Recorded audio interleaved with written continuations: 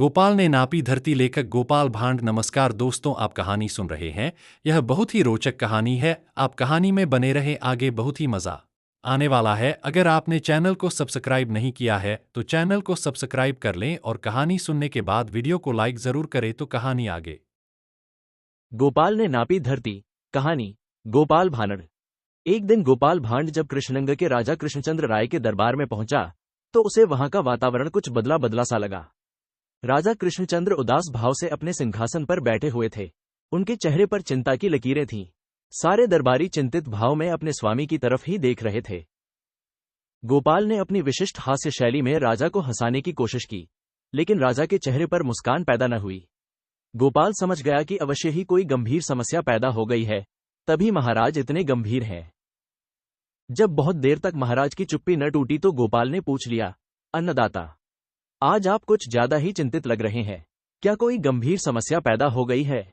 मुझे बताइए, शायद मैं आपकी समस्या का कोई हल निकाल सकूं। महाराज ने एक गहरी सांस भरी।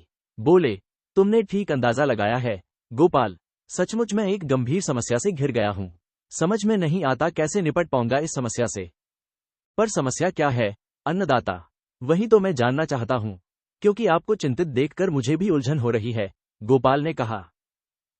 तो सुनो, मुर्शिदाबाद के नवाब का आदेश प्राप्त हुआ कि उसे एक ऐसा आदमी चाहिए जो इस धरती का सही माप बता सके।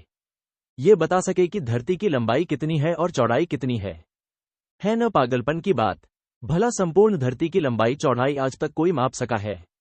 अब तुम ही बताओ, मैं ऐसा आदमी कहां से खोजूं जो धरती के धरातल की सटीक जानकारी नवाब को दे सके। महाराज ने आगे कहा, उस बदमिजाज आदमी की हिम्मत तो देखो। उसने आदेश के साथ साथ यह धमकी भी दी है कि यदि मैं ये कार्य नहीं करा सका तो वह अंग्रेजी सरकार से कहकर मुझे राजसत्ता से हटवा देगा। ये तो सचमुच गंभीर बात है महाराज, गोपाल बोला। लेकिन क्या ये सचमुच ऐसा करा सकता है? क्या पता क्या करा सकता है। यह आदमी हमेशा ही मेरे लिए नई नई मुसीबतें खड़ी करता रहा है। जानते हो गोपाल, इस बार इस संदेश के साथ साथ उसने क्या नया शिगुफा उछाला है। उसने अशर्फियों से भरी 2 बड़ी बड़ी थैलियां भेजी हैं, इस निर्देश के साथ कि धन चाहे जितना खर्च हो जाए, काम हर हालत में होना चाहिए। तो हो जाएगा उसका काम, इसमें चिंता करने वाली कौन सी बात है, गोपाल ने कहा। बड़ी आसानी से कह दी तुमने यह बात, महाराज बोले। पर यह काम करेगा कौन? मैं करूंगा महाराज, मैं नवाब के प्रश्न का उत्तर दूंगा, गोपाल बोला। बस आप वह दोनों थैलियां मेरे हवाले कर दीजिए और आराम की नींद सोइए। महाराज कृष्णचंद्र ने दोनों थैलियां गोपाल के हवाले कर दी। सोने की अशर्फियां पाकर गोपाल की तो मौज हो गई। 2 महीने उसने खूब मौज मस्ती मारी, नवाब के धन से खूब गुलछर्रे उड़ाए। 2 महीने बीतते बीतते नवाब का फिर संदेश मिला, जिसमें पूछा गया कि कार्य कब तक होगा। उत्तर में गोपाल ने महाराज के माध्यम से कहलवा भेजा कि कार्य प्रगति पर है। ऐसा व्यक्ति खोज लिया गया है, धरती के माप का कार्य आरंभ कर दिया है, लेकिन धन बहुत खर्च हो रहा है, इसलिए और अशर्फियां भेजी जाएं। खैर, इस बार कलपते हुए नवाब ने अशर्फियों से भरी एक थैली और भेज दी। अशर्फियां मिलते ही गोपाल अपनी कार्य योजना को मूर्त रूप देने में जुट गया। सबसे पहले उसने नगर भर की दुकानों से सूत के महीन धागों के ढेरों गोले खरीदे। जब नगर के व्यापारियों की दुकानों पर गोले समाप्त हो गए तो उसने दूसरे नगरों से मंगवाए। उसने इतने गोले खरीद लिए कि 10-20 छकड़ों में समा जाए। फिर उसने लंबे और चौड़े चौड़े तालपत्र मंगवाए और कई व्यक्तियों को इस बात की जिम्मेदारी सौंप दी कि वे उन तालपत्रों पर स्याही से आड़ी तिरछी रेखाएं बनाते जाएं। वे आड़ी तिरछी रेखाएं पहली नजर में देखने पर ऐसे लगे जैसे किसी गुप्त भाषा में कोई हिसाब बनाया गया हो। इसके लिए ढेरों तालपत्र तोड़े गए और उन पर आड़ी तिरछी रेखाएं अंकित कर दी गईं। फिर एक दिन उन तालपत्रों और सूत के गोलों को 50 छकड़ों में लदवाकर गोपाल मुर्शिदाबाद के लिए चल पड़ा। नगर में पहुंचकर गोपाल ने नवाब के महल के पास ही पड़ाव डाला और छकड़ों की जिम्मेदारी अपने आदमियों को सौंपकर नवाब के दरबार में जा पहुंचा। उसने शाही परंपरा के अनुसार झुककर नवाब को आदाब किया। नवाब ने पूछा, ले आए मेरी इच्छित चीजें? हाँ हुजूर, आपके हुक्म की उदूली कैसे करता। सारी चीजें आपके महल के पास वाले मैदान में हैं, चलकर देख लीजिए।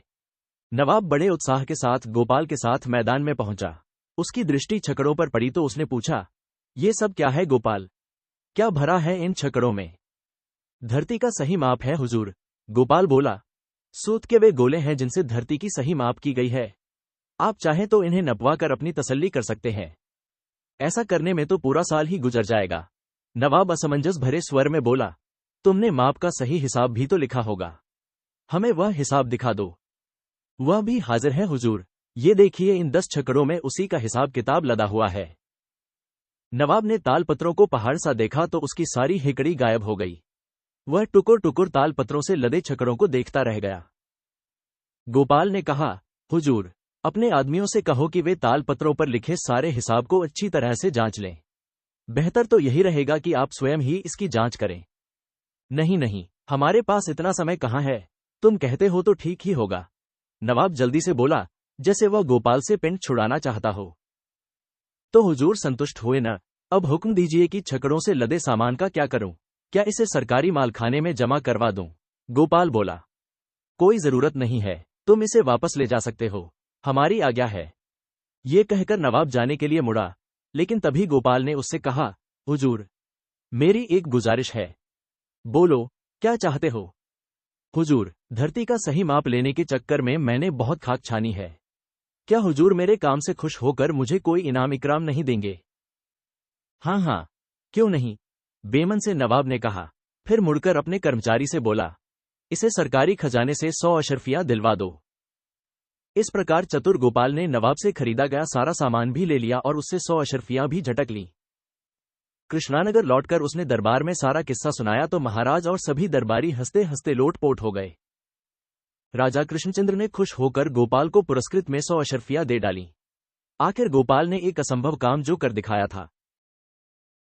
कहानी समाप्त हुई। धन्यवाद।